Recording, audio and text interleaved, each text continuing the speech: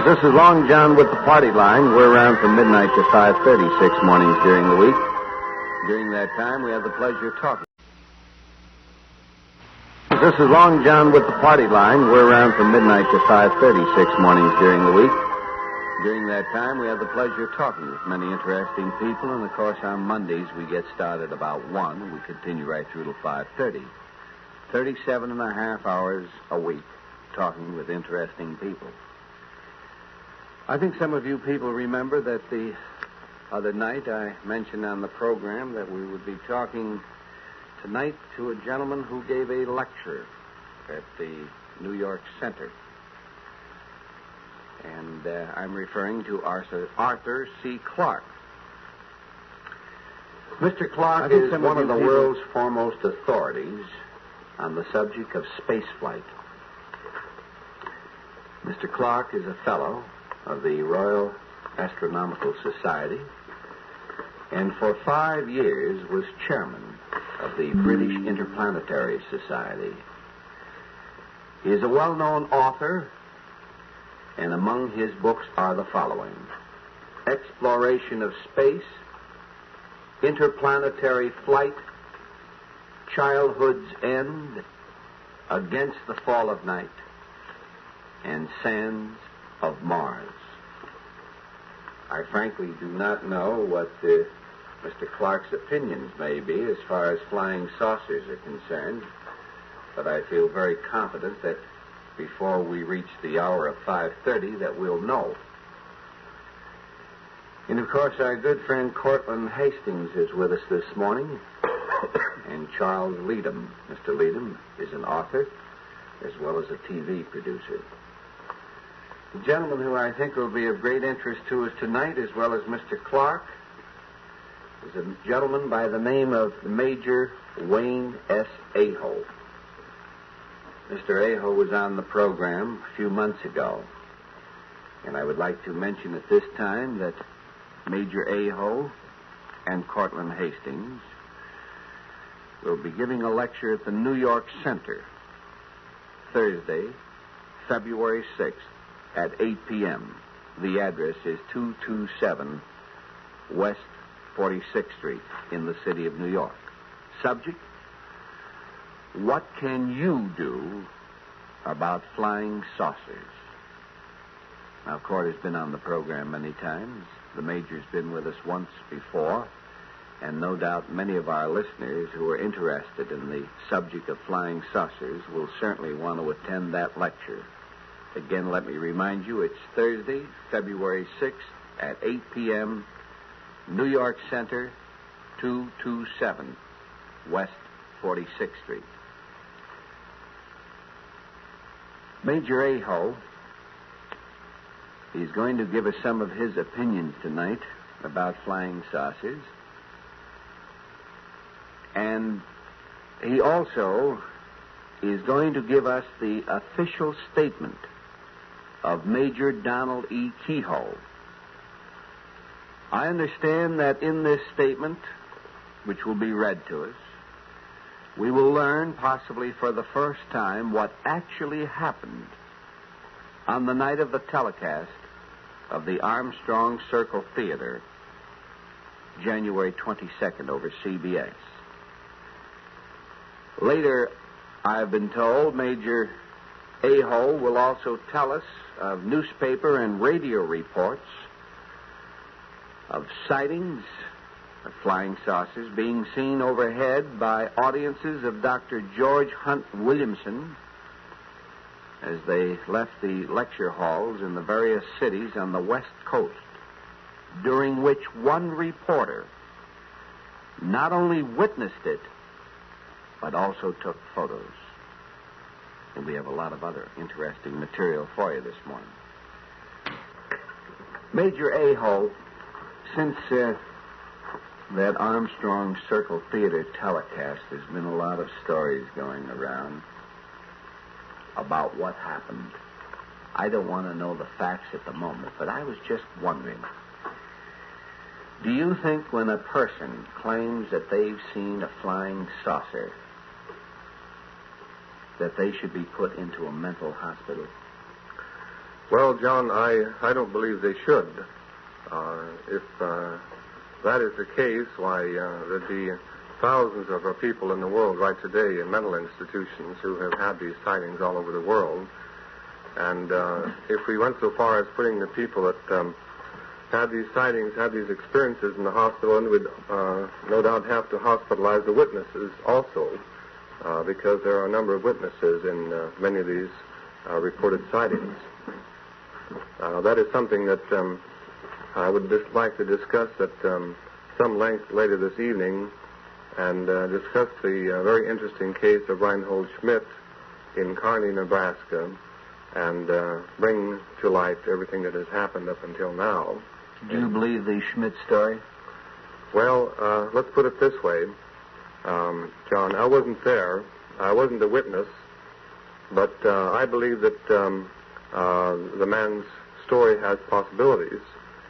And if his statement can be borne out that there were 3 or 4 other witnesses that saw this same ship, and the fact that these reported landings, these reports came from many parts of the nation. I have with me some news this evening about a similar type of landing story from Long Beach, California. And when you add that to the Loveland, Texas incidents, and White Sands, New Mexico, and Nashville, Tennessee, and the fact that these are all occurring about the same day with no relationship between them. The parties did not know each other, and they occurred almost simultaneously. Then we should begin to consider that perhaps the Reinhold Schmidt story did have some merit. And just because you've heard a lot of other stories, Major Aho, you feel that there's a possibility that the Schmidt story is true? Well, John, I have received several letters from Reinhold Schmidt. I am aware that that right today he's back at the scene of operations. Many people know that he was sent to a mental institution in Hastings, Nebraska, which I think we should discuss at some length when you want to go into that part of the program. He's out, though, now. He's out, and he claims to have passed every test he demanded, according to his letter, every test they could give him, and he passed these tests. And the same company that had sent him originally to Kearney, Nebraska as a grain buyer put him right back in Kearney, Nebraska, still in their employ. So certainly some people have faith in the man. I spoke the other day to the newscaster who's with the Mutual Broadcasting System in Kearney, Nebraska. Actually, he called me, and he was in the hotel room with Mr. Schmidt at the time. And he was under the impression that I had made an announcement, that is, Schmidt heard through somebody else, that I had made an announcement on this program that I knew that there were witnesses to the story. Well, I hadn't said that.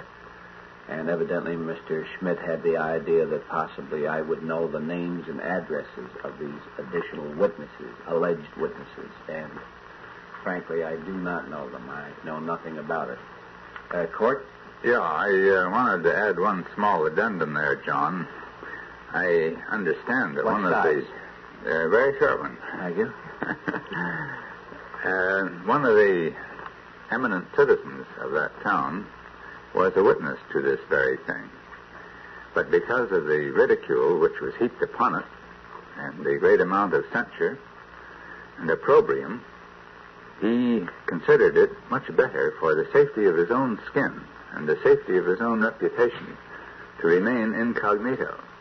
But he told individuals that he had seen it, but refused to let his name be used. I don't want to know the source of your information, but may I just ask you this. Is this hearsay? Probably not. I wasn't there either, John, so I can't say, but I would say the source was quite reliable. Well, before we get into our discussion with the other guests this morning, let me take a moment to talk about this offer. You heard the statement that was made by Major Aho a moment ago. And I was just wondering, as an astronomer, and also I understand that you were 5 years chairman of the British Interplanetary Society. I think with that background, you possibly have some opinion about the possibility of saucers being interplanetary. Yes, I think it's only a matter of time before we're visited from space. In fact, I had an article in Harper's Magazine about 3 or 4 months ago called Where's Everybody?, which was on this very theme. There are at least 100,000 million suns in this one universe of ours, and we're probably a pretty backward section of it. And we've only been civilized, if we are civilized, for a very short period of time. I'm sure there'll be thousands of civilizations out there among the stars with very much higher standards than ours, and they have space travel and interstellar travel. So it's certainly only a matter of time before we're visited. Now, when you say, Mr. Clarke, it's only a matter of time, are you implying that possibly they haven't arrived here as yet? I should think it's very probable they've arrived scores of times in the past. Mm-hmm. And it's even possible they've arrived in historic time. I mean, since there's been men who've recorded these things. I mean, some of Charles Fort's accounts are very hard to explain any other way except the arrival of spaceships in the Earth's atmosphere. But I don't think they're arriving now. You don't think they're arriving now? When you say that, do you mean today? Well, I mean, I don't think they've arrived. Or during the last 6 months? In the last, during the century, say. During the century. Mm-hmm. You don't feel that any saucers or UFOs have arrived here from other planets? Of course, I can't prove this, but it's my feeling that they haven't arrived. I mean, on the basis of all the evidence that you feel that they have arrived here from time to time from other planets, why is it that they have stopped during the past century? Well, I don't say they've stopped, but the problem is this. Suppose you have to conduct a survey of 100,000 million suns. Mm-hmm. You have only a limited number of survey ships. Well, at a very rough estimate, you could probably only survey any one system every few thousand or few million years. And I should suggest that somewhere in some enormous central filing system there'll be a file on Earth with various interesting information about it, a few thousand years out of date, saying that this planet may be worth visiting in, say, what might be the year 5000 AD to us. And they'll work around for us again sooner or later. I'm a little speechless at this time. Charles? Yes. Well, are you going home? I'm going to go look for this file card, to tell you the truth.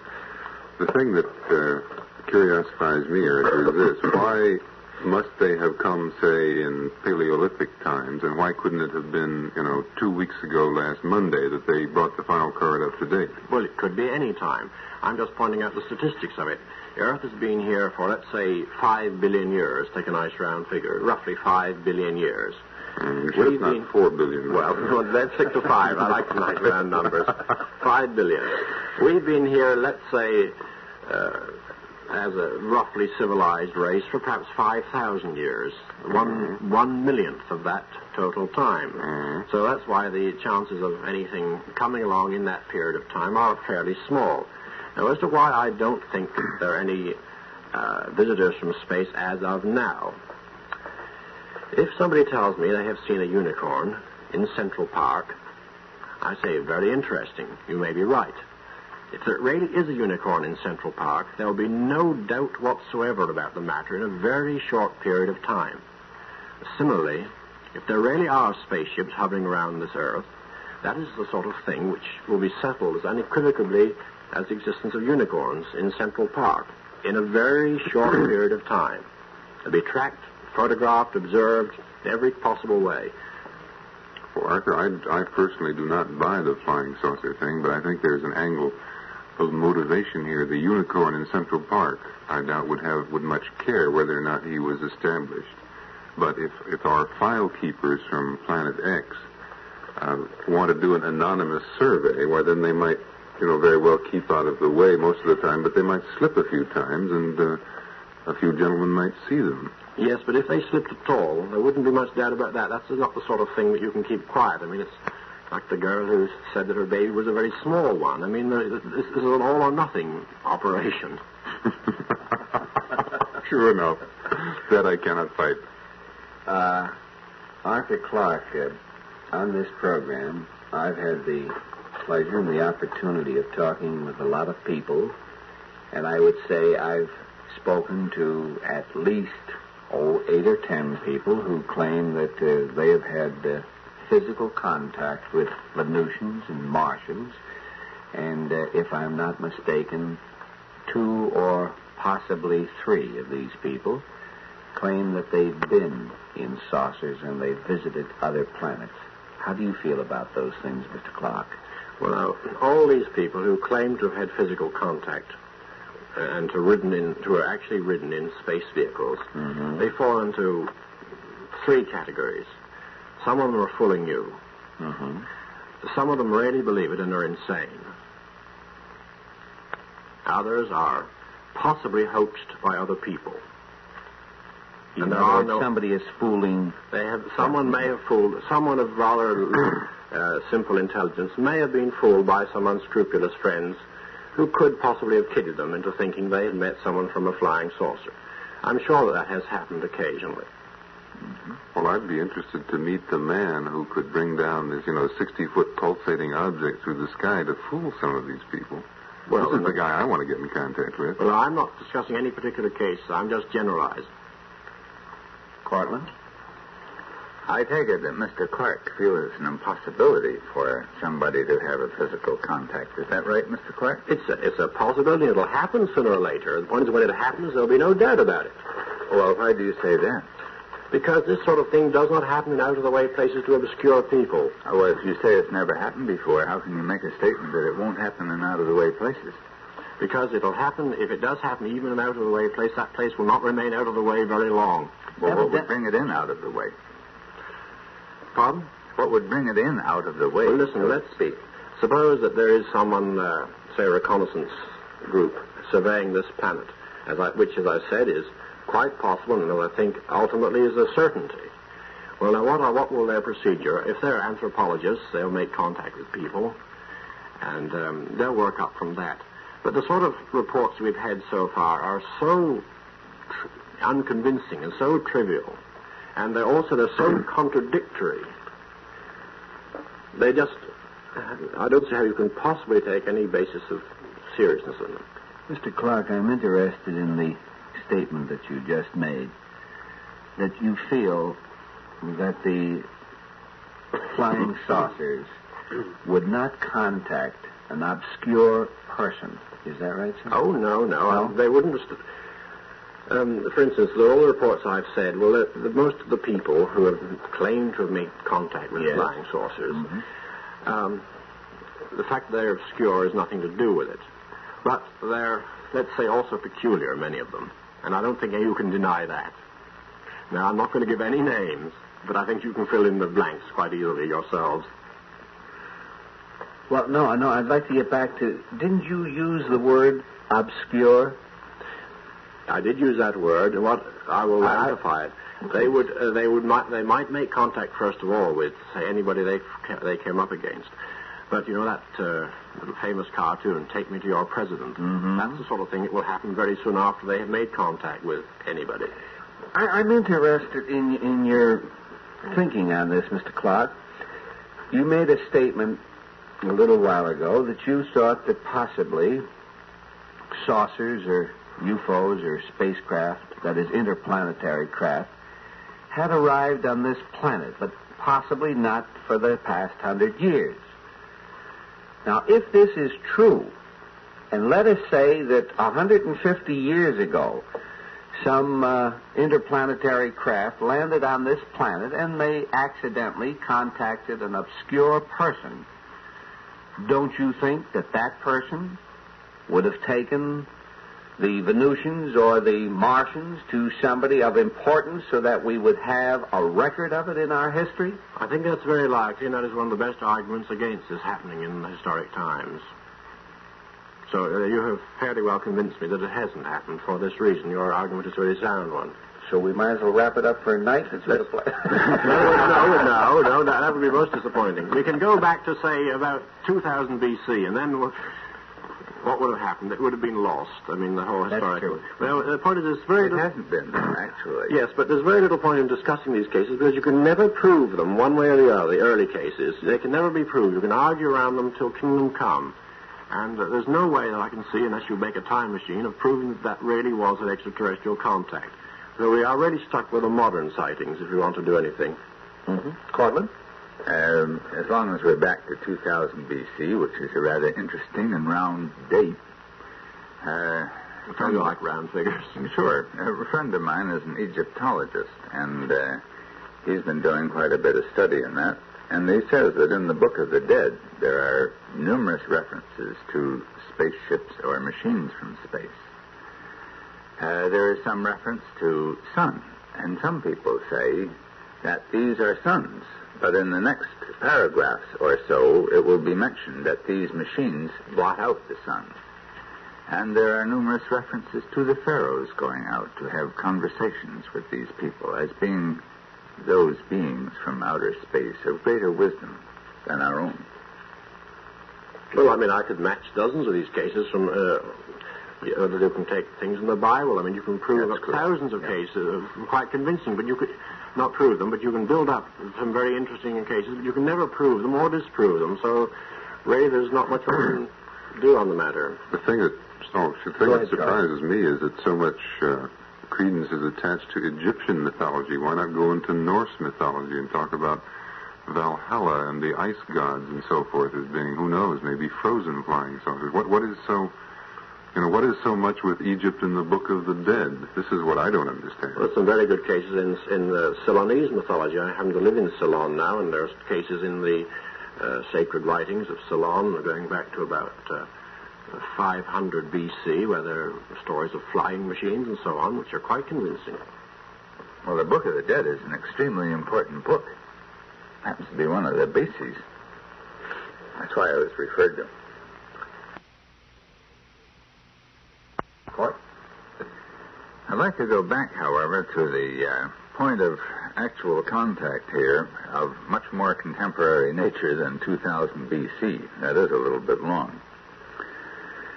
I would like to mention, or go back, say, to 1947, in which Army Air Force intelligence officers had been investigating reports of unidentified flying objects at very high speeds in various sections of the United States. And on September 23rd, in fact on July 8th, the Air Corps statement at the Pentagon is, and I quote, "We are investigating a flying disc report by Navy rocket engineer C.T. Zone and 3 other rocket scientists." Now, we assume that these rocket scientists would know a UFO from something with which they were familiar. And on September 23rd of 1947, the official analysis report from the Air Technical Intelligence Center, that's where we investigate these things, Mr. Clarke, out at the Air Force Base in Dayton, Ohio, to General Hoyt Vandenberg, who incidentally was a friend of my superior and a very close one, commanding general at that time of the Army Air Corps, and I quote, "The reported phenomena are real," end quote. Now, there is no question there as to what they're thinking. Those words are incisive.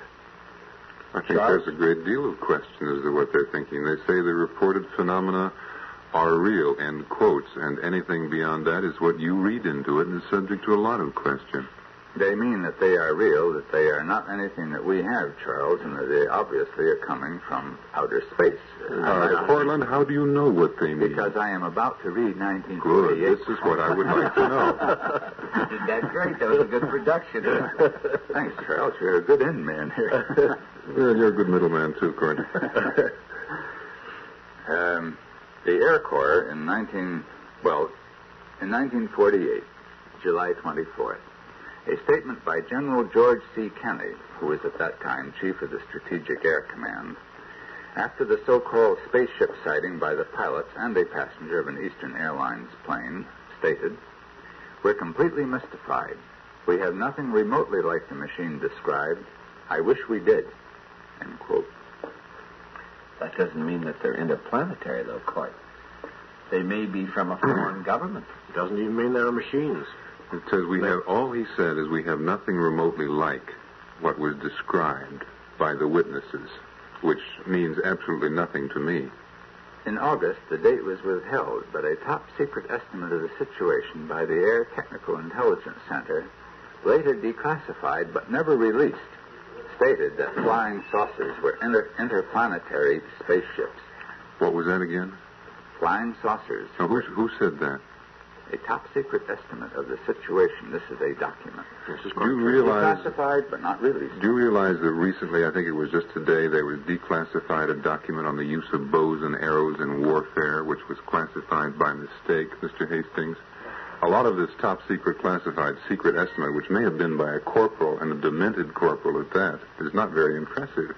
I'm not trying to impress by whether it was classified or declassified. Oh, I see.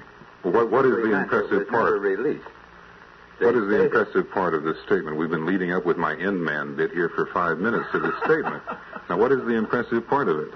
Well, I don't speak good English. It said the flying saucers were interplanetary spaceships. And this, as far as I know, this was made by a demented corporal at Dayton, Ohio. Now, how do you know any different? No, it was made by a rather higher level than that. It was made by a number of quite competent authorities who had access to the information and who came to this conclusion, as I think many reasonable men would do, if their knowledge of atmospheric optics and natural phenomena was not complete. Then you're kind of go along with Dr. Menzel of Harvard. Oh, no, I don't go along entirely with him, but most of the confusion in this subject is caused by mixing up two entirely separate things. One, UFOs. I think UFOs probably exist. And the other, so-called flying saucers, which are vehicles, definite vehicles, which are a totally different thing, and which don't exist. Flying saucers are different from UFOs, and according to your opinion, Mr. Clarke, flying saucers do not exist, but there's a great possibility that UFOs do. I would say that there's a 99% possibility that UFOs do exist, and only a 1% possibility that flying saucers as interplanetary vehicles exist. Well, Mr. Clarke, I wonder if you could tell me what a UFO is. Well, I'll be very glad to. Let me go back to this report of these gentlemen who decided... The one that Cortland is talking about? Decided, in view of the fact, these reports and this evidence, that these things were really interplanetary vehicles. This is a conclusion I came to myself about that time as a result of these reports. And it wasn't until I'd seen about 6 UFOs myself that I realized they were not spaceships. The point is that there are far more fantastic things in the sky than anybody realizes, even a trained observer who spends a lot of time looking at the sky. And I don't see how anyone hearing all these reports and not seeing them could really fail to think they were spaceships. But they're not spaceships when you do analyze the evidence. Now, let me give my reasons for thinking this. First of all, I heard all these reports, these sightings, made by competent people, and I mean, you couldn't say they were all lying. And they were very convincing and very extraordinary and very inexplicable. And then, as I traveled around the world, I've been around the world a couple of times in the last 5 years, I saw quite a few strange things. And I have now seen, I've just been listing them, I have seen 6 UFOs. By that I mean objects which were quite inexplicable when I saw them, which could easily have been interpreted as spaceships, which took a lot of explaining, and often the explanations were so fantastic I almost hesitate to give them. But in every case I was able to find out what they were. But I'm sure that 99% of the people who'd seen them would have decided they were spaceships, but they were not. Now, this is happening all the time. Now, can I give some examples of things I saw to show you what I mean? Please do. Well, I was in London one day, one bright summer's day, somewhere near Regent Street, and I saw a lot of people looking up at the sky. And I looked up too, and there, a long way up, were 2 black spheres, close together, quite motionless in the sky. There was a very strong wind blowing at the time, and these 2 black discs or spheres just were absolutely motionless over the center of London. I will come back to this in a minute. I'll go on to my next sighting. I was in Brisbane, Australia, on my first underwater expedition to the Great Barrier Reef. And one evening, I was in a building about 5 or 6 floors up, looking out towards the sunset, and I saw, to my astonishment, a whole string of brilliant silver discs, roughly elliptical, flip-flopping across the horizon quite slowly with a curious oscillating movement. And I said, good heavens, this is it, you see. And I watched them go right across the sky, and this was absolutely convincing, these oscillating silver discs moving slowly. Well, that was the second case. I'll give you a third case before I come back to the earlier two, if you don't mind me taking so much of your time. Again, I was in Australia, in Sydney, and I saw an extraordinarily shaped cloud. It looked like a cloud, except it had rather solid edges, hanging above the city of Sydney. And this again was a strong wind blowing, and this cloud stayed in the same place and slightly altered its shape, but it looked like an amoeba. It was hanging over Sydney, and in one place, despite the fact there was a very strong wind blowing. Well, I've given these three things, and I'd like to know if you... I'll tell them to you. Can you explain them? I'll tell you what they were in a minute, but these are the things I saw. I'm describing them as carefully as I can. Would you care to try? The two black discs in a high wind, motionless over the middle of London. The string of silver ellipses flip-flopping across the sky along the horizon. And this weird amoeba-shaped cloud, motionless in a high wind over the middle of the great city. No, these sound like regular descriptions. Quite, well... Flying saucers. And I mean... I'd like to hear what you... well, now, if anyone had told me they had seen these things, I would have been forced to accept them as inexplicable flying saucers, perhaps some kind of artifact. Well, the first one was an artifact. The two black discs close together, high over London. If I hadn't gone to Regent's Park, I wouldn't have found out what it was. It was a kid flying a very large box kite that must have been about a mile up. But it was so high that its structure was... You couldn't see what it was, and of course you don't associate kite flying in the middle of London, but it was a box kite at such a height that it looked like two black spots side by side over the middle of London. Was a box kite. I went to Regent's Park and saw the kid flying it. You saw the... Yeah. Mm-hmm. And but it was a high. I've never seen a kite so high. I mean, I say about a mile up. That's a rough guess, but you could not tell it was a kite because it was so high. Now, this is, you may say, is a simple case, but this is the sort of thing that can start reports, right? Mm-hmm. I'm almost ashamed to tell you what the flipping discs were, because this sounds so trite, and I had read this in books, and I had not believed it. They were seagulls catching the setting sun. Now, listen, before you laugh at me, I was born by the sea. I have lived by the sea nearly all my life. I live by the sea now. I have seen seagulls 1,000,000 times, but only once in my life have I seen this phenomenon.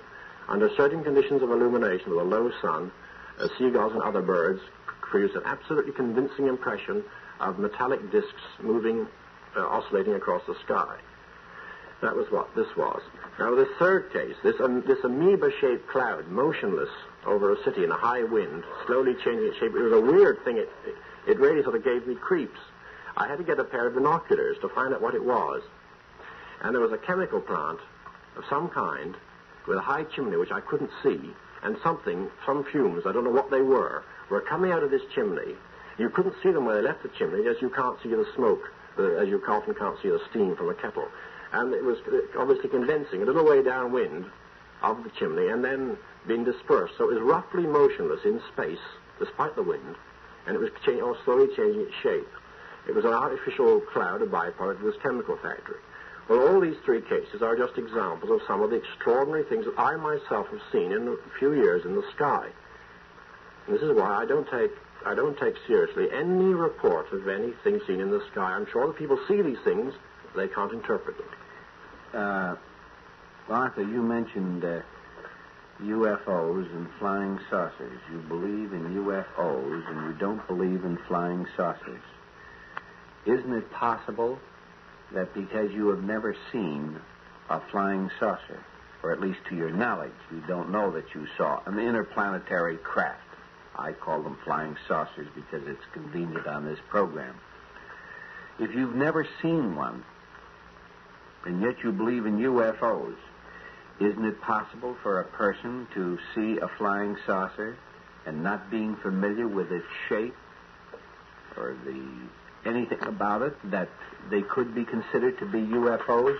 Of course, it's perfectly possible. When there's so many hundreds of explanations of strange things, why on earth bring in an unearthly explanation until we've exhausted all the terrestrial ones? We've talked on this program to a few members of an organization that's called CSI, that's Civilian Saucer Intelligence. It's located in the city of New York. And I might say that the few people that I've had the pleasure of meeting who are members of that organization are certainly brilliant, intelligent people that have excellent educational backgrounds. People like Lex Nebel, Ted Blocher, Ivan Sanderson. These names may mean nothing to you at all. I know Ivan. Oh, you know Ivan.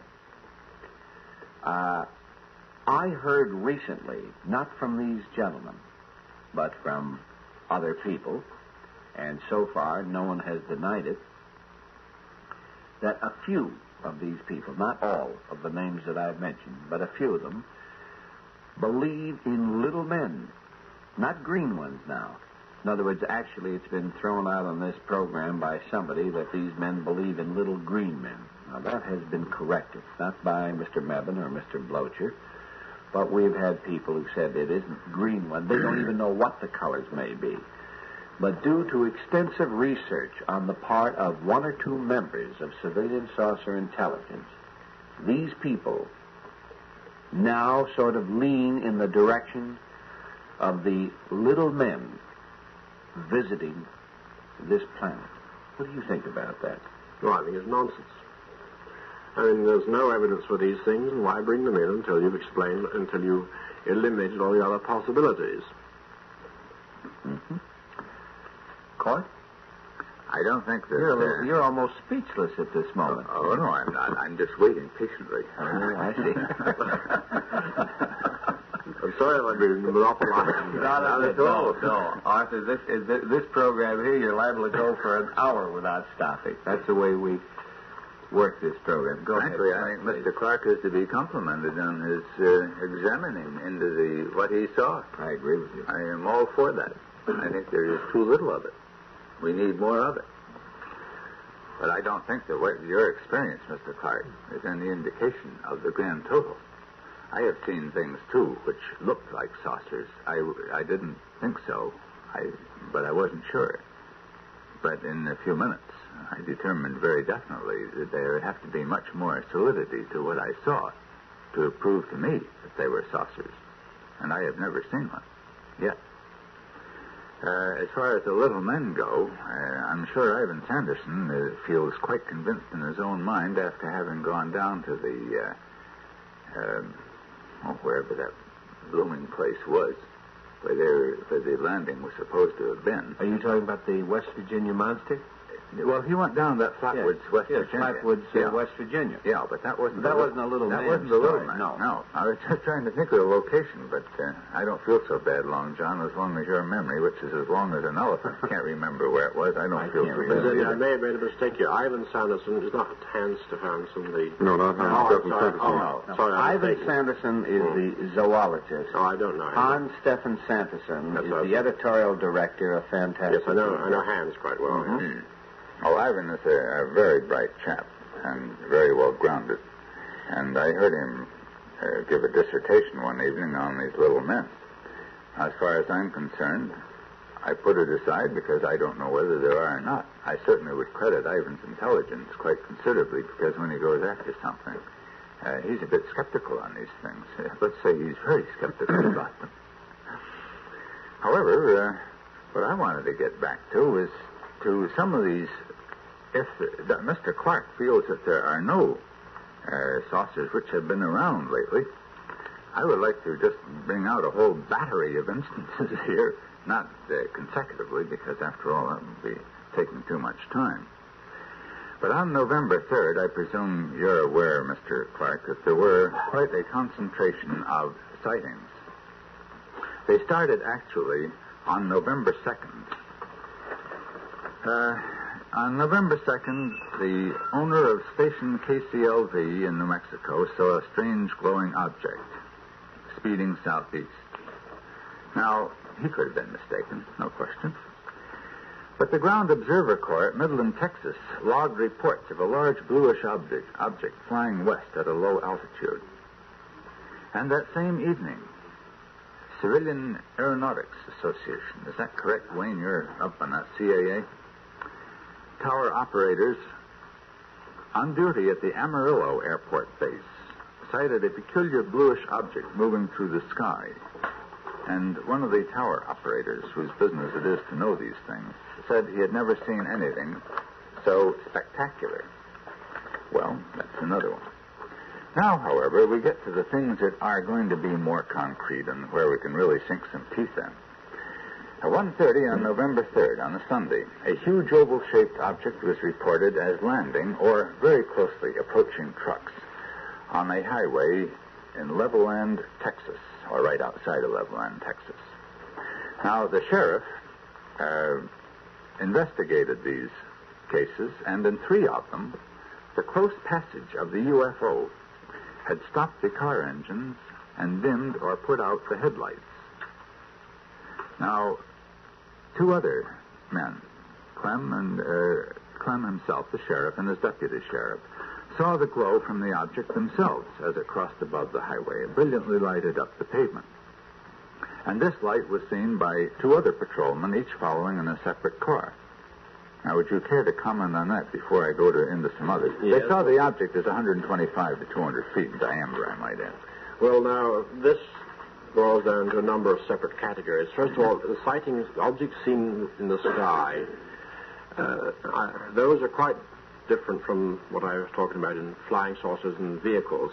They're what I call the UFOs, and many of those may be an unexplained UFO. I'd like to come back to that later. But before, let me recapitulate. Anything strange seen in the sky, not close enough to get you to give an idea of its structure, that may have many hundreds of separate explanations, and I think there may be a residue which has no explanation yet. You can call this a genuine UFO, which may turn out to be quite a new phenomenon. I have some ideas on that I'd like to come to later.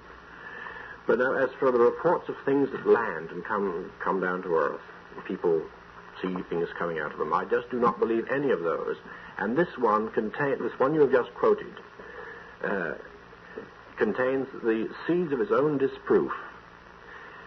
The story of the car engine stopping, because this brings me right back to 1937. In 1937, 1938, car engines were stopping all over England. They were stopping near the big towers that were being put up along the east coast, because those towers were supposed to contain a ray, to generate a ray, which would stop the engines of the Luftwaffe when they bombed England. And this report, every week you were hearing about car engines being stopped. Everybody believed this, quite genuinely, that car engines were being stopped. This was absolute nonsense. They were radar stations, and the car engine reports were being put out by counterintelligence to make people think that this is what these stations really were, that they were to stop the Luftwaffe's engines. There was no truth whatsoever in these reports, but this was a universal belief. So whenever I hear about car engines stopping, I remember the same thing 20 years ago, and there was not a word of truth in it. Well, do you feel then that it's possible that our government are putting out these false rumors? There's no need to make false rumors, but no need to put them out. Well, these had nothing to do with radar towers, Mr. Clarke. No, but this is a beautiful example of the sort of hysteria that generates. Someone starts a story, and quite possibly someone sees something and they stole their engine. And then that starts the whole thing. And then they put out the headlights, too. Sure. They probably pulled the ignition out. Well, we'll have to go to another one where there are a great many more cars involved. Well, before we do that, let me take a moment to do a little piece of business. I think you wanted to get into a little different line. Yeah, I was, now that we proved that flying saucers don't exist, I thought, one point, Arthur, in your lecture the other night at the New York Center, you said something about satellites. You said quite a lot about satellites, for that matter. But one thing was, I recall you saying that if the Russians on their satellite had used instead of on the second satellite, instead of the big dog-bearing thing, Yeah. if they had put a fourth stage on there, Yes. they could have hit the moon. Is that... Yes, they could have hit the moon with a payload of about 50 pounds, maybe 100 pounds. Why would they, having got one satellite up already, I don't know whether the second one was really for scientific research or what, but it certainly would have been a great deal more impressive if they had done a magnesium flare or whatever they're going to do to mark the moon. Well, what they did with Sputnik 2 was much more useful scientifically. That was loaded with instruments, and of course, as well as the dog, and they obtained a vast amount of scientific information from that flight. So that was the obvious next one to do after Sputnik 1, to do the heavier payload in the orbit. I would say the logical thing now for the next one is an attempt to shoot something around the moon. They can do it any time they feel like it. In fact, I'm rather surprised they haven't already. What value would it be for any country to be able to land on the moon? What value is it to land on America? The moon is much bigger than America. And after all, the moon is only the stepping stone to the other planets and to the universe as a whole. Well, do you think it would be of any value to us in the event of war as a nation? No, I don't think so. We can destroy ourselves completely adequately with existing weapons on this planet. There's no need to go into space to set up military bases. I agree with Mr. Clarke. First time this evening. It's a pleasure, sir. If we want to use the moon for any military purpose, I suggest we build our air raid shelters there. What? I wanted to get back to this other little corroborating instance, because I frankly, Mr. Clarke, with due deference to your scientific knowledge, which is vastly in excess of mine, I wanted to point out another sighting, however, of a UFO by a research engineer of the Air Force Missile Development Center near Alamo.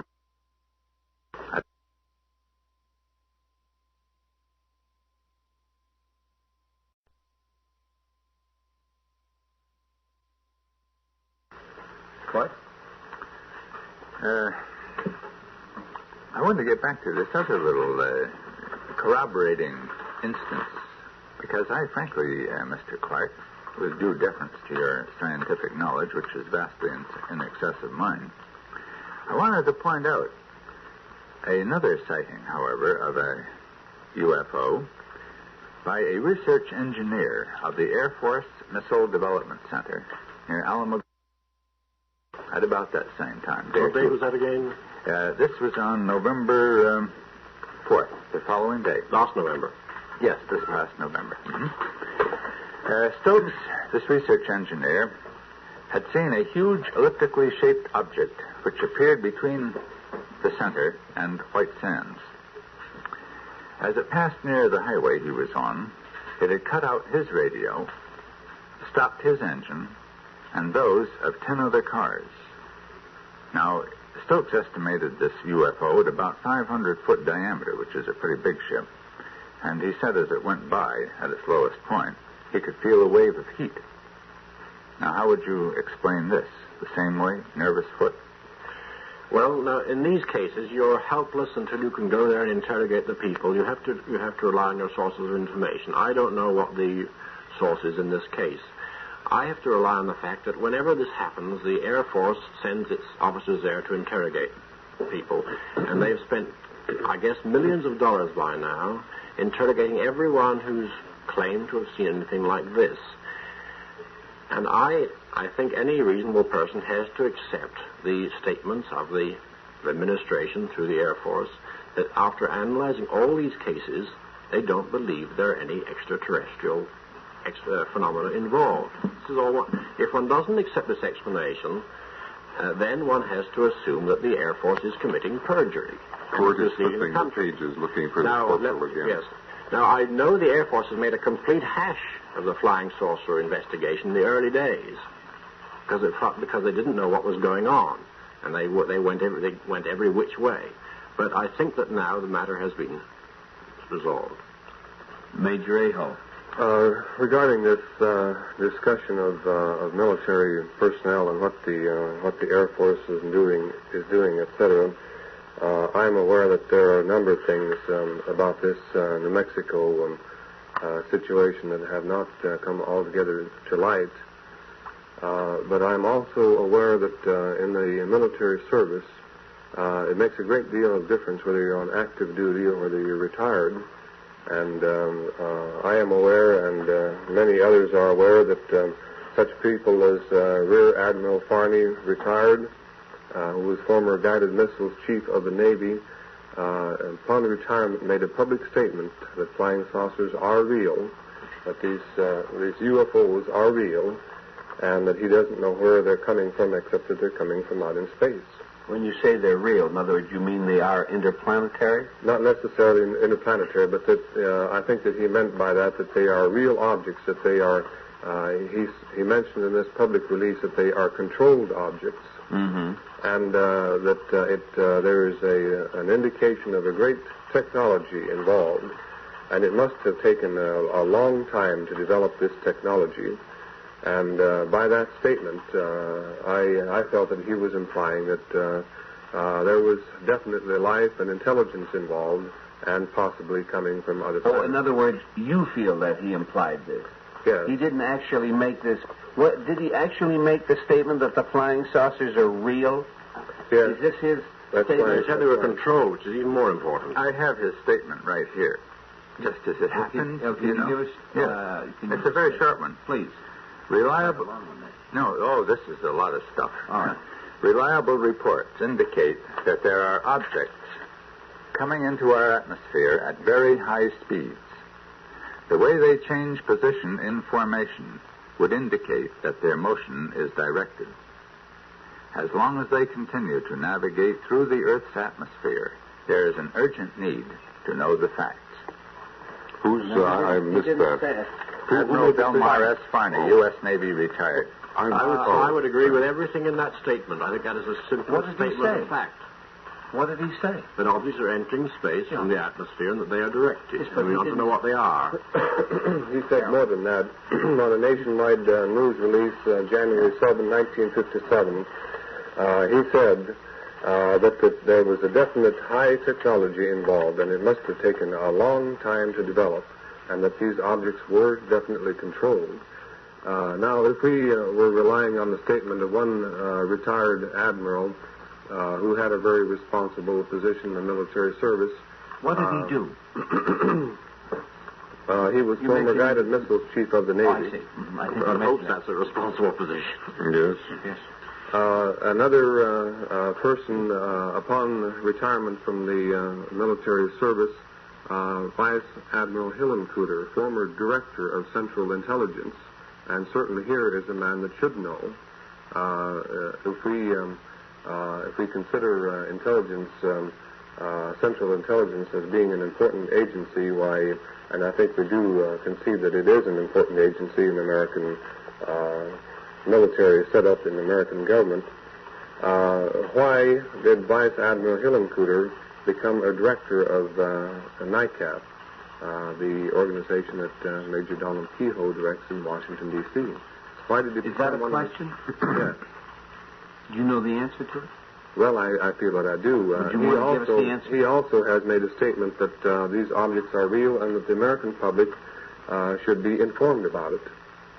You know, one thing, Major Aho, this may be a very stupid question, and when you do this 7 nights during the week, you're bound to hit a few stupid ones.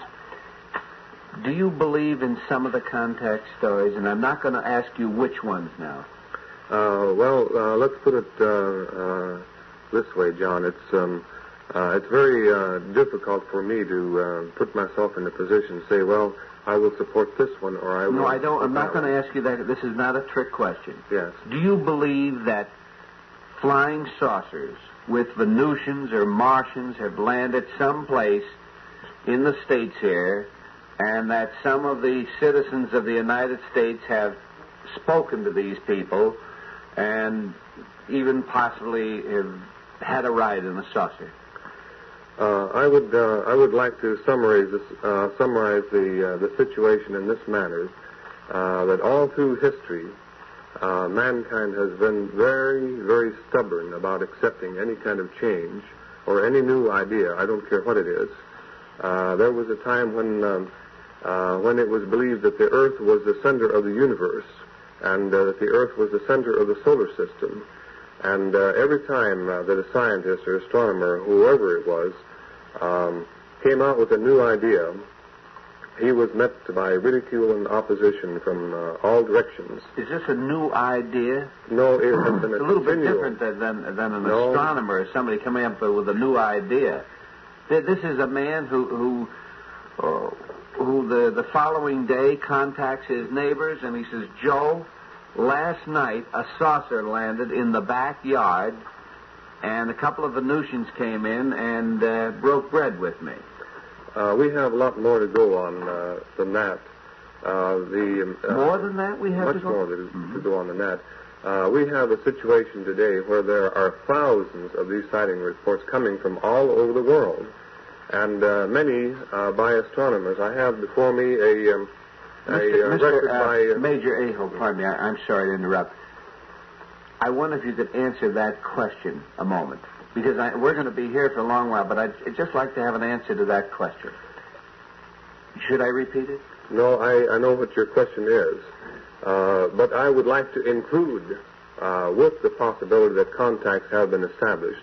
Well, it's strictly a possibility. It isn't a fact in your mind, is No, it? it's a definite possibility. It's a possibility in mine. I think it's a possibility in any intelligent man's mind. And the fact that we have had thousands of sighting reports coming in from all over the world, and these statements that these objects are intelligently controlled, and the statements that Mr. Clarke made that there's, in his belief, that we may have been visited before, then I don't think that we should just cancel this thing out and say that for some reason, without any definite logic or investigation, we have to cancel out these sighting reports. I think that they are part of the evidence.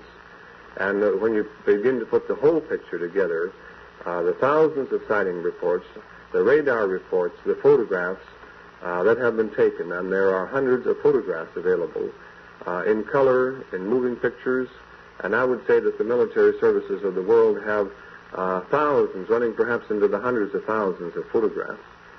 If we put all of this together, and then we put these contact stories together, and examine them, examine the witnesses, the report they witnessed these contacts taking place, we may have an intelligent program, something to go by. Major Aho, there's only one brief comment I'd like to make. And that is, it would seem to me that if our government had as much knowledge about these things as we seem to have around this table here 7 nights during the week. I don't know what they're fooling around at Cape Canaveral tonight, down in Florida, when it would be just a matter, I would rather stall a little while and say, well, look, maybe we can schmooze with one of these Venusians or Martians. Maybe it'll be next week, maybe it'll be a month from now, and we'll make a deal, and we'll get, the inside, and it'll make Sputnik look like a large nothing. Yeah, I think Major has really proved my point beautifully. If there are thousands of reports of contacts, that proves practically conclusively that contacts do not occur. If there are only 2 or 3 reports of contacts, those might be real. But if thousands of people report them and they're never proved, that proves that whatever they are reporting has some other explanation. You see my argument? That goes by at all, though, Mr. Clarke, because all during the Middle Ages, the peasants were reporting meteors. And they're reporting witches, too. They were reporting meteors. These are actual physical things. Yes, and, no, don't confuse the issue, though. And don't confuse the UFOs and the landing of saucers. I was citing your reasoning there, as I don't think that's conclusive at all. No, you haven't got my... I'm afraid you misunderstood me. Well, these people report seeing things and I'm referring to contacts, reports of contacts. Now, contacts are if they exist, are so extraordinary and so important that if even a few of them occur, that will very quickly be settled positively without any doubt whatsoever. I could believe if a few people reported actual contacts, just a few people, I might believe them. But when thousands of people report contacts, yet this is not conclusively proved, then it cannot be happening. I have a question along that line that I've weighed in my mind many times when I get into a discussion with people. Say, well, these certain stories or certain stories just can't possibly be true, that they're too fantastic, etc. I would like to ask the question, Mr. Clarke, that if you had a contact with a spaceship, how would you convince the people of the world that this contact was real, that you had really had this contact? This is an excellent question. I'm glad he asked. I'm very glad, Clarke. I'm glad you asked me that, Senator. I've often thought about this. Now, first of all, I'm a photographer, and I'm well interested in the photographic evidence. One of the first things I would do, of course, is to shoot off any number of rolls of film. Providing if I had a camera with me. And providing that the Venusians or the Martians would permit this. Well, now, there's no reason why they shouldn't. I would just walk or refuse to have anything to do with them if they wouldn't permit it. You would really? Well, I admit I've succumbed to temptation. But I hope No picture, no laundry, Mac. I know. But I would try and hang on to them somehow and try and get a picture of them. You would sneak it out with your buttonhole camera. That's right. Very good. Well, they might blank the film with the radiation. Well, why should they do this? Though. I mean, the point is, unconsciously. I mean, I would like to, I hope that you gentlemen don't mind this suggestion, but I'd like to take a few minutes with Mr. Clarke, and I think that the rest of you gentlemen will possibly be interested in this too, about the making of a moon. I thought possibly you could give us some of the information, Mr. Clarke. I know that is the subject that you are lecturing on, and very frankly, we're not trying to blow the entire lecture by any means. But I'd like to have some information about that. Possibly you can tell us some things. Well, that was it was first of all the title of my book on the satellite program, which has just been revised and reissued, incidentally. The post-Sputnik edition's out now. And it is also the title of my lecture program. Who's the publisher? Harper's. They publish all my nonfiction, my underwater books as well as my space books. Well, in that I've traced the history of the idea of satellites.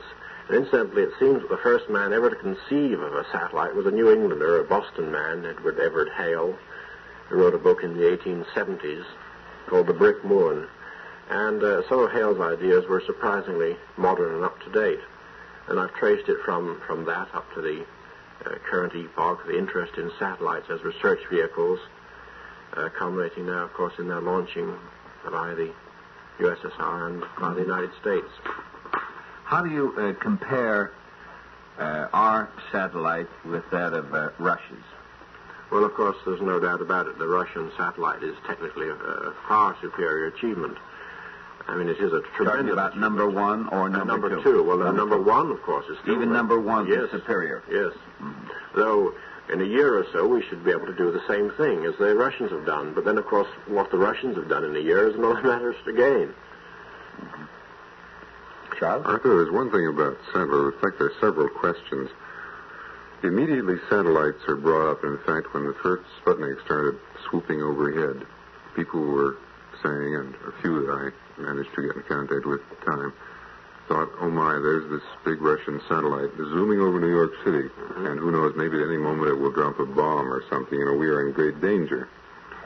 And I, perhaps in ignorance, said, hoping to clear this up, that if they did drop a bomb, it wouldn't do them much good because it would burn up before it got here. Now, am I right or wrong on that? If a satellite, suppose they had loaded Sputnik 2 instead of with a dog, they had put maybe a little atomic warhead in there and figured out, 3 times around back to press the trigger so it would hit New York City. Would it ever get here? Sure, if they've solved the re-entry problem, and there's no little doubt they have, we've solved it. The problem of preventing the thing burning up, there are several ways of doing that. You have a specially shaped nose, or sort of rounded blunt nose, which diverts the heat away from the warhead itself, and you also have ceramic heat-insulating materials, and in these various ways you can get your payload back into the atmosphere. In other words, a satellite could be used for war-making purposes. It could drop bombs. Seems an awful complicated way to go about it. The word drop is rather misleading. I mean, if you don't drop a thing from the satellite, you have to bring it down its spirals into the atmosphere. The drop may take you right round the world, perhaps a couple of times. But the existence of Sputnik 2 is proof that they can land a warhead anywhere they like on the surface of the Earth. I don't know with what accuracy, and they probably don't know, but they can get it down within, say, 10, 20 miles anywhere they like on Earth. Well, this Sputnik is not outside of the Earth's gravitational field, is it completely? No. In other words, it still maintains the orbit there. Quite. I mean, nothing is outside the Earth's gravitational field, and up where Sputnik 2 is, Earth's gravity is still about 90% as powerful as it is here at sea level. I mean, it's Earth's gravity that keeps it in orbit. If it wasn't for gravity, it would just shoot out into space. That's right. There's another question out there.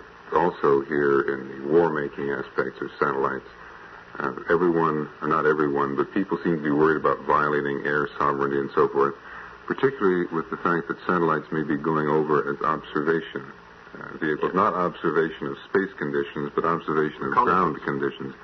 And I wonder how much observation you could do at 18,000 miles an hour. Well, the speed doesn't matter because I have seen photographs taken from jet planes traveling at 600 miles an hour at treetop level that were pin sharp. So the speed doesn't affect it at all. The trouble is the atmosphere and clouds and that kind of thing. But there's no doubt that you could put reconnaissance equipment, long-range cameras, in a satellite, which could give you invaluable information, particularly about the movement of surface vessels, for example. On the ocean movement. On the ocean, yes, they could spot all ocean movements, except when there was cloud cover. There was one thing, speaking of warlike satellites, you didn't mention any of these points, but there was one point that intrigued me considerably in the lecture when you talked about the shrapnel technique. Yes, how to shoot up a satellite. Yeah, would you explain that again? That was quite fascinating. Well, there have been a lot of suggestion that we might build, or somebody might build, space fortresses which could be used to dominate the Earth and perhaps as launching platforms to threaten the world. But I think that if such fortresses were built, they could be destroyed so very much more easily than they could be constructed that they would be worthless militarily. And the way you could destroy them easily is this. The satellite, of course, the space fortress has a fixed orbit, and you know just where it is at any moment, just going round and round. It'd be a spectacularly visible object in the sky, even to the naked eye, much brighter than Sputnik 2, to be the brightest thing in the sky. If you want to destroy it, all you do is to shoot up into the same orbit, but in the opposite direction, a warhead loaded with old-fashioned shrapnel. And somewhere as it goes around the orbit, it could be on the other side of the Earth from the space fort, you explode this warhead and the shrapnel scatters. It uses quite a small charge of explosive. And it forms a cloud of particles, a cloud of shot, if you like, which will then meet the space fortress head-on twice every revolution, in other words, about every 45 minutes or so, at a total combined speed of about 30,000 miles an hour, say 10 times as fast as a rifle bullet. So if you miss the first time, 45 minutes later, you have another go at it. And every 45 minutes, the space fortress sails through this cloud of shrapnel. Or the cloud of shrapnel through it, as a matter of fact. Exactly. Yeah. You know, I wish we were half as ingenious at prolonging life and doing something for mankind. I quite agree with you. And I hope, incidentally, that the space stations may help us to prolong life. There's some good evidence for thinking that under low gravity conditions, and of course in a space station you have zero gravity, that men might live longer. And certainly that men suffering from various, perhaps heart diseases and muscular diseases might live normal lives. And I think that the medical results of building space stations may be quite important. I skipped a point. Didn't you say before that the Earth's gravity was just as strong out there as it is down here? If so, how do it's a little weaker. It's still about 90%. It falls off a distance, but very slowly. So at the distances of the present satellites, it's still quite strong. For instance, you have to go out 4,000 miles before it falls to a quarter of its sea level value here. Yeah, well, you were planning on or at least conjecturing, a space station considerably farther out than that, then, where it could be benefited? Well, that's another thing. In a space vehicle at any distance from the Earth, there is no feeling of gravity. You're under the pull of gravity, but you don't feel it because you are falling freely. Now, this is a difficult conception, but right here on the Earth's surface, you can be weightless. You can have no sensation of gravity. If you're in an elevator and the lift and the cable breaks. You're fully under the influence of gravity, but you're weightless as long as you're falling, you see. Yeah, you don't stay weightless for long. True But enough. in a space station, even if it's only a couple of hundred miles up, where gravity is very nearly the same as it is here, the total force of gravity, you would feel weightless because you are falling freely all the time around the Earth. So you have to distinguish between these two facts, that you can have this weightlessness or so-called gravityless feeling even when gravity is there. Why would this be beneficial to our health, or at least possibly be beneficial? Well, think of all the work we do against gravity here on the Earth's surface, moving our bodies around, climbing upstairs, and this must definitely shorten our lives to some extent. But what would happen if we had no gravitational pull? Well, Wouldn't I be floating? You would float around, and you would. How would I control myself, though? In other words, I don't want to go upstairs. I want to stay right here. Okay, well, I'm afraid you have to have belts, but you have to have seat straps if you want to sit down in one place. But you remember, we can build space stations so you can have gravity in one part, or sort of artificial gravity in one part, and no gravity in another part. It's a very simple trick. All you do is you design your space station like a big wheel, and it rotates slowly. And if you adjust the rate of rotation, you can have things so that centrifugal force gives you a normal feeling of gravity at the rim of the wheel. And as you go towards the hub, the center of the wheel, you have no gravity. So you just... What would happen to all of the objects that we may have, like on a table here, the packages of cigarettes, the microphones and things? Wouldn't these be floating in the air? Or No, would they go right to the ceiling? You have those things in the section of the space station where there's gravity. You have them on the rim of the space station. That's where you do your cooking, and you have your showers, and you prepare your meals, and you sit down, and things are perfectly normal there. But when you go towards the center of the space station, your apparent weight, because you're no longer rotating so quickly, your apparent weight falls off, and at the center of the station, you have no when weight. we come to the hub, we would start to float? You would float around in the hub. That's right. Well, if we were in a room, then, would I be on the ceiling? There is no ceiling. In a room, there wouldn't be a ceiling? There are just 6 walls. There's no up or down. There's no preferred direction. In the hub of the space station, there's no gravity. There's no up or down. There are just 6 walls around you. Well, what would be the purpose of walking into this hub? Well, you couldn't walk there, actually. You'd drift. It'd be like underwater. It's like underwater. And one reason why I'm interested in underwater exploring and spend most of my time there is this is the nearest thing you can get to the gravity-free condition of a space station. Yes, but would you want to live underwater? This wouldn't be comfortable, would it? I'm only really happy underwater. You came to the right program, Right. honestly. Right. Arthur, there's one question I would like to get in. I have read, it may have been even in one of your books, I don't know, not only the various weightlessness phenomena, but the fact that in a weightless condition of free fall, a number of curious things happens, among which, as I recall, is the fact that unless you're very careful, if you're in a weightless condition, you might suffocate in your own breath. Now, what is the function there? Yes, so the point is that when we breathe out, the air is heated and it rises away from us normally here on Earth. But in a space station, it couldn't rise because there'd be no gravity. But this is no problem. You simply have to have a very slight amount of forced ventilation. You have to have fans to keep the air changing around anyway. So there's no real danger of suffocating because your exhaled air wouldn't drift away from you. Court? Well, now, if you don't have to exert any effort, what about our muscles? Would they not atrophy, possibly? This could be a danger, but you might have to take a certain amount of exercise to overcome this. But I'm thinking specifically of people who have muscular defects and can't get around, and perhaps even multiple amputees, for instance, might be able to operate, at least men who've lost their legs, they might be able to operate perhaps even better under these conditions than normal men could, because they wouldn't have so much useless weight to drag around. Well, why? Oh, excuse me, Major. Major? I'd like to make a comment on this gravity situation. We always talk about opposing gravity or blasting off into space or neutralizing gravity or the power of the motor and the energy that is needed to establish these space stations and put satellites into orbit, etc.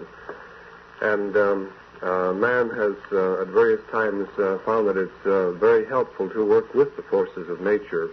Do you think that there is a possibility that we can learn how to use gravity for power and rather than oppose it, use it like we use water power, you might say, as an energy? Well, I don't see how you can use gravity, get power out of gravity, but I think we may one day be able to control gravity in some way or neutralize it, but we shall need power to do it. For instance, if you consider the problem of getting away from the Earth, there's a certain amount of power, a certain amount of energy required for the job, and it doesn't matter how you do it, whether you go by rocket or any other conceivable device, there's a minimum amount of energy needed for the job. This is, if you climb over a mountain, if you travel over a mountain, you have to do a certain amount of work, whether you walk, whether you travel by bicycle or automobile or airplane. And one day we may be able to control gravity and go away from the Earth much more comfortably and with less of flame and fury than at present. But we shall still need a source of power, perhaps with nuclear energy or something like that. Arthur, I wonder if you put any credence talking about controlling gravity.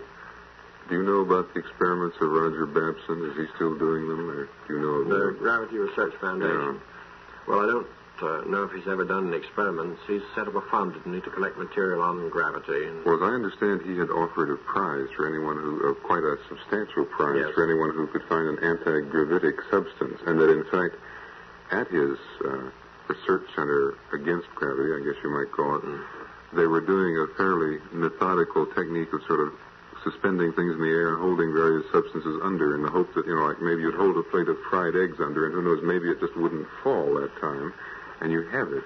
Well, there's a lot of work going on in various research laboratories to see if we can find anything about gravity. But an anti-gravitic substance of the type that, for instance, Wells had in his story, The First Men in the Moon, so a gravity shield, it's quite easy to show that is impossible. It violates the law of the conservation of energy.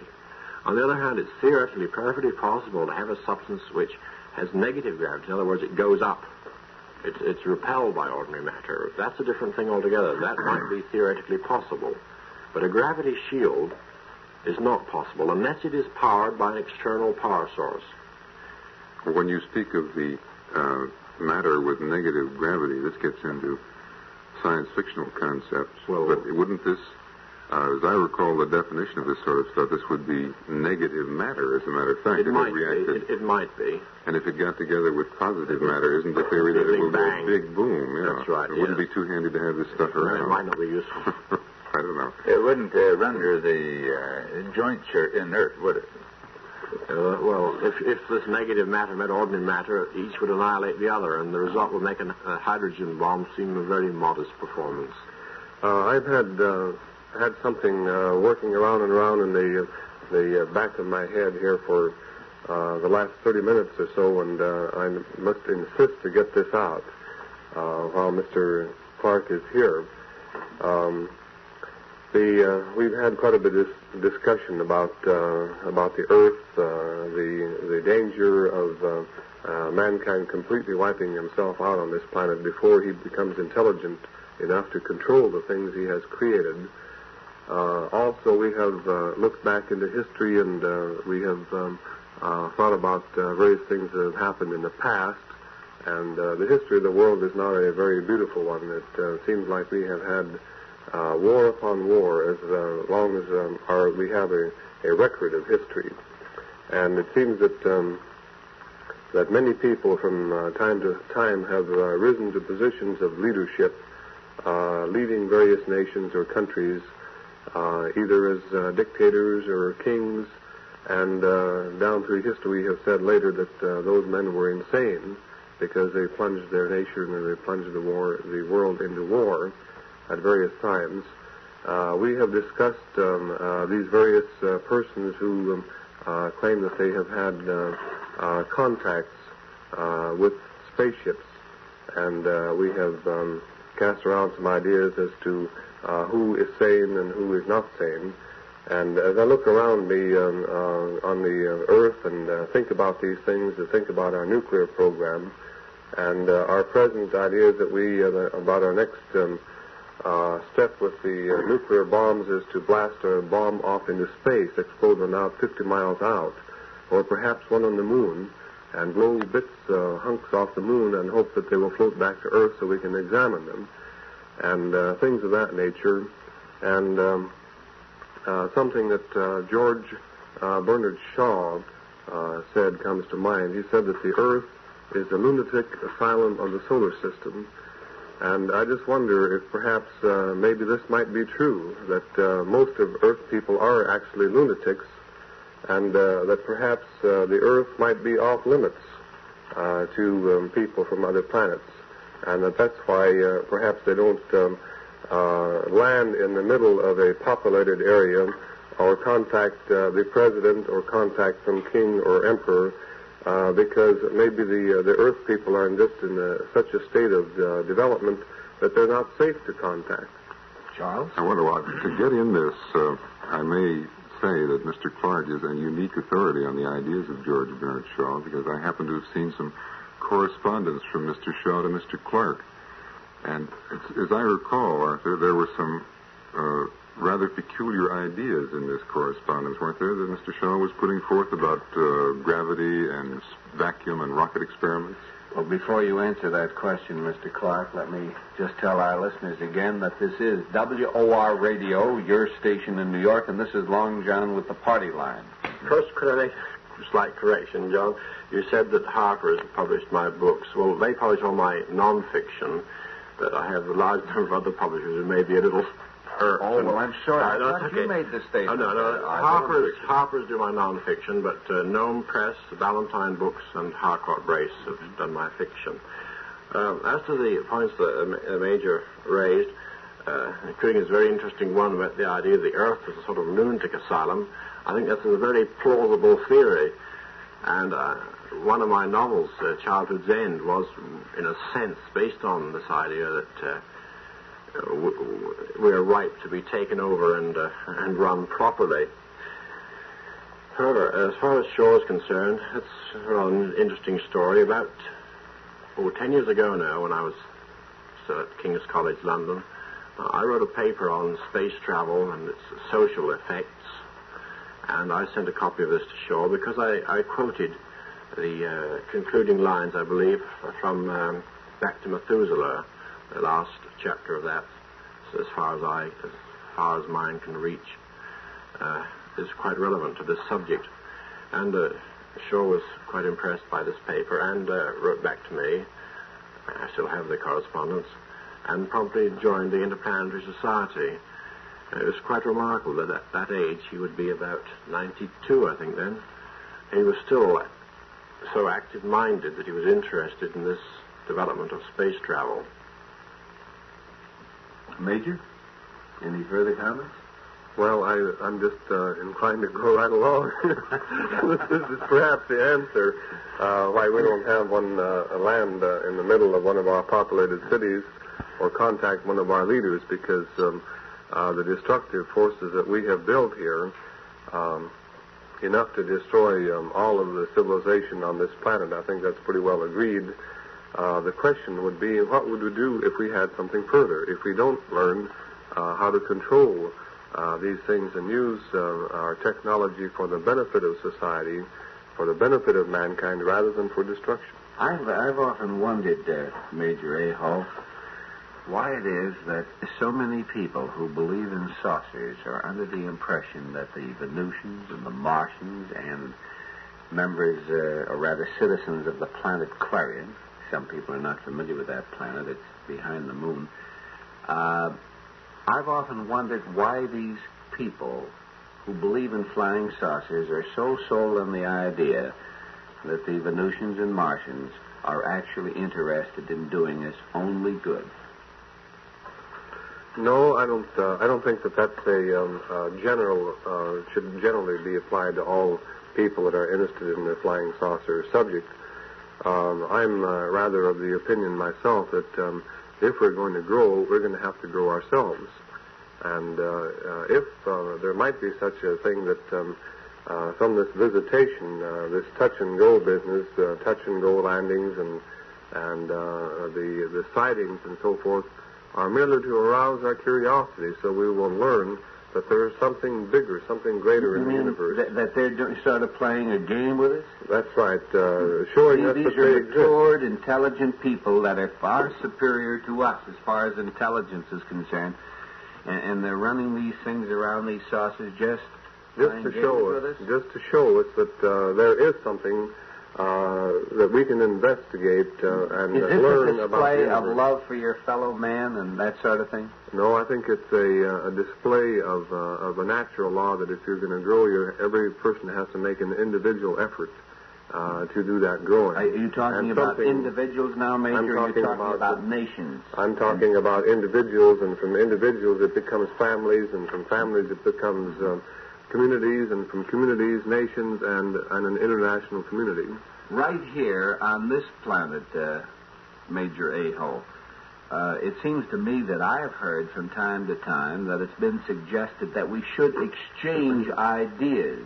In other words, the Russians should give us all of the facts about Sputniks, and we should give them all the facts about things that we know. And if we could do this, if we could exchange ideas and knowledge that we may have accumulated, we possibly wouldn't have wars. At least I've read this someplace I know.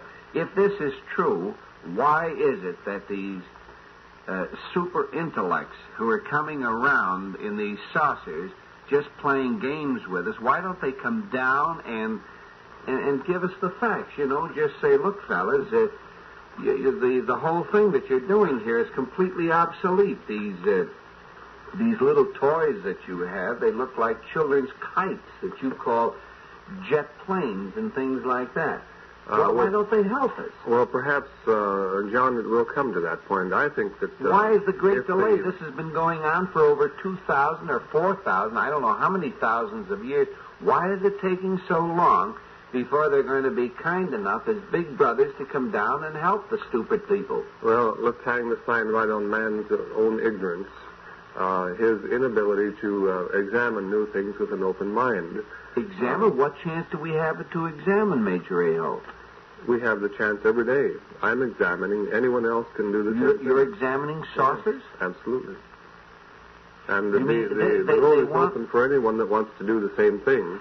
I know that many people are making statements about this subject that have not examined very much of the evidence, and they discarded without any examination, said, well, this is all tommyrot. Well, Major Aho, in other words, when you say that they're giving us a chance, and they have for the past 2,000 or 5,000 years, gave us the opportunity of examining these things, do you mean that they've just been flying around, and that's the extent of the examination that they permitted us to make? In other words, they haven't actually, or are they landing saucers here that I can go over tomorrow afternoon and take a peek at?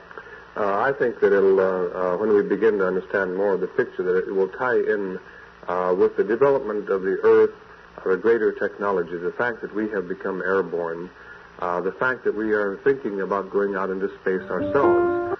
Psychologically, now is the time where man might best understand that there might be life on other planets already, and that he will, when he reaches out into space, he will begin to meet some of that life.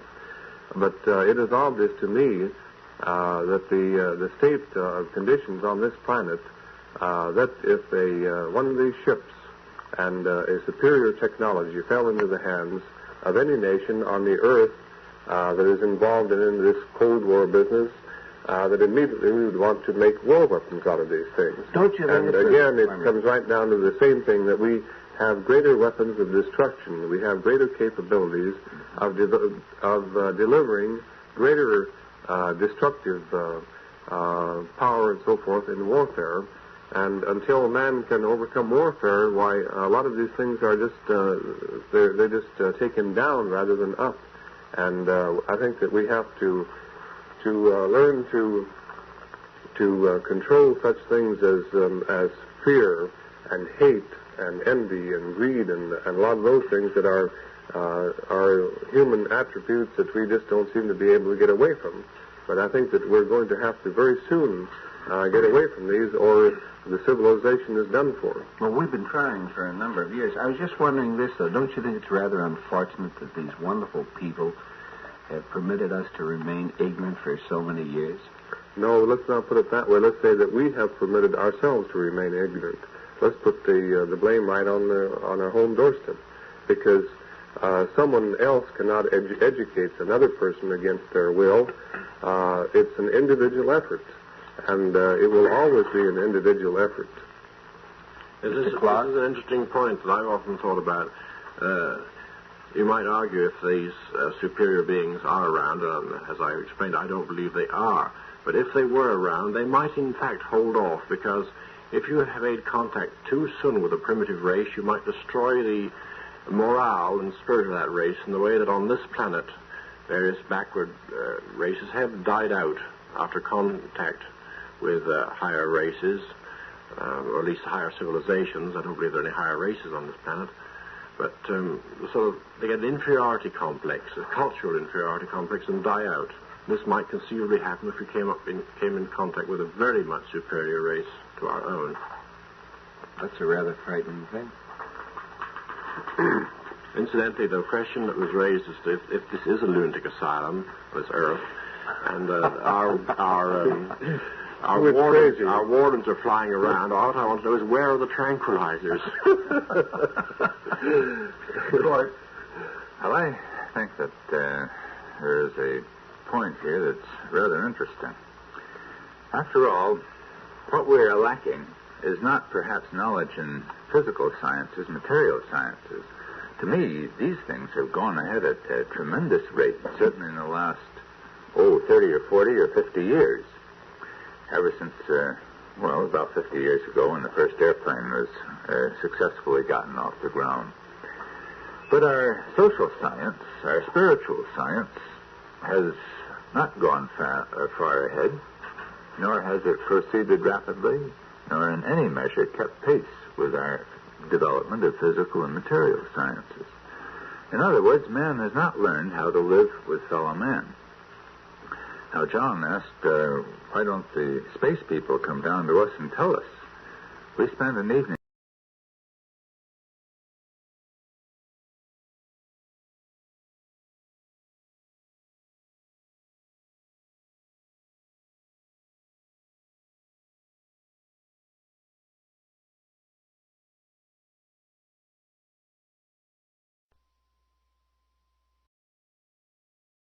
happen if we came in contact with a very much superior race to our own. That's a rather frightening thing. Has not gone far ahead, nor has it proceeded rapidly, nor in any measure kept pace with our development of physical and material sciences. In other words, man has not learned how to live with fellow man. Now, John asked, why don't the space people come down to us and tell us? We spent an evening, Saturday evening here in this studio talking about law and order. This is one of the basic laws of the universe. I should tell you, you know vastly more about that than I do, Mr. Clarke. After all, you studied this. But we must apply that same rule to our own planet here and have the nations of the world live under law and order. In other words, we know much better than we do. And I think this is the problem. I feel as strongly as Wayne does about we've got to do the job ourselves. We've had many prophets. We've had many great men who have told us a better way to live. These words are very intelligent, but we haven't exerted ourselves sufficiently to live by them. How do you feel about that? I think that's true, and I think that every intelligent race on any planet must eventually come to the point we've reached now. And this point is when they succeed in getting control of sufficient natural forces to destroy themselves. And at this point, a race either does destroy itself or it gets through its adolescence and reaches maturity, and then it's probably safe, at least against internal destruction. And it would be very interesting to know how many races, taking the universe as a whole, succeed in making this dangerous transition. And even more interesting to know if we will make it. Well, you know, this story of Atlantis and Lemuria destroying each other, to me, is not at all impossible nor unlikely.